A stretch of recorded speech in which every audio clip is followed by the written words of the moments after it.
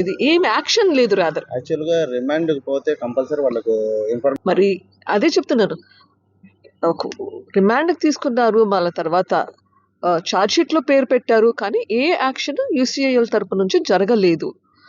అదే కాకుండా మళ్ళీ ఇప్పుడు బయటకు వచ్చాక మళ్ళీ వర్క్ లో జాయిన్ అవ్వడానికి రిక్వెస్ట్ పెట్టారు. అది మళ్ళీ కోర్టుకు కూడా తీసుకెళ్లారు.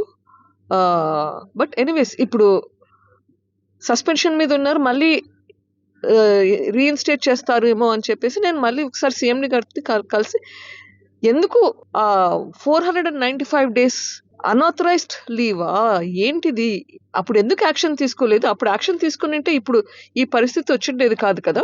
అప్పుడు యాక్షన్ తీసుకోలేదు, మళ్ళీ ఇప్పుడు రీఇన్స్టేట్ చేస్తారా ఏంటి అన్నది కనుక్కునేదానికి వచ్చాను. Because it's public sector unit. Public sector unit లో ఒక పాలసీ అంటూ ఉంటది.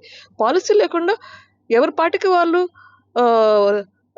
రాకుండా పోతే వర్క్ కి అది ఎట్లా, that is not right in even due process లో.